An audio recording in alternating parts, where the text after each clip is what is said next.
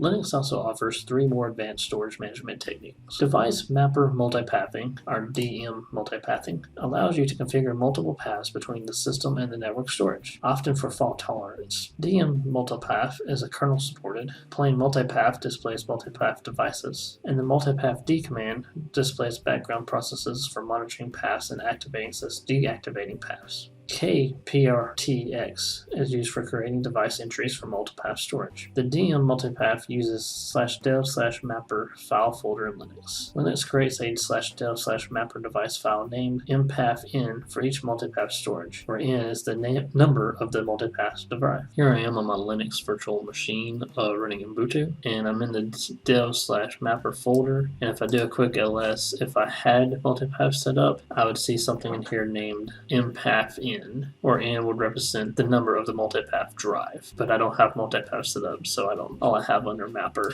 is the control folders. The logical volume manager uses the /dev/mapper device folder also to allow you to create virtual drive devices. You can divide multiple physical drive partitions into virtual volumes and then treat them as a single partition. The benefit is that you can remove or add physical partitions as needed, expanding and shrinking the logical volume as needed. The layout for an LVM environment will look something like this. Here there are 3 physical drives with 3 partitions each. Logical volume 1 consists of the first 2 partitions of the first drive, and logical volume 2 combines the 3rd partition of the first drive with the first 2 of the second drive to create one volume. Logical volume 3 consists of the 3rd partition of the second drive and the first 2 of the 3rd drive. The last partition is left unassigned and can be added later to any of the logical volumes if needed. For each of the physical partitions, you have to mark the partition as a LVM file system in fdisk or gdisk. Then you use the LVM tools to create and manage the logical volumes. pvcreate creates a physical volume. vgreate groups physical volumes into volume groups. lvcreate creates a logical volume from partitions in each physical volume. The logical volumes create entries in the /dev/mapper folder that represent the LVM device. You can format it with a file system and use it as a normal partition. Redundant array of inexpensive disk, or RAID technology, helps you to improve performance and reliability and implement data redundancy for fault tolerances by combining multiple drives into one virtual drive. Different types of RAID are RAID 0, which is disk stripping, spreads data across multiple disks for faster access. RAID 1, which is disk mirroring, duplicates data across 2 drives. RAID 10 is disk mirroring and striping, provides striping for performance and mirroring for fault tolerance. RAID 4, disk striping with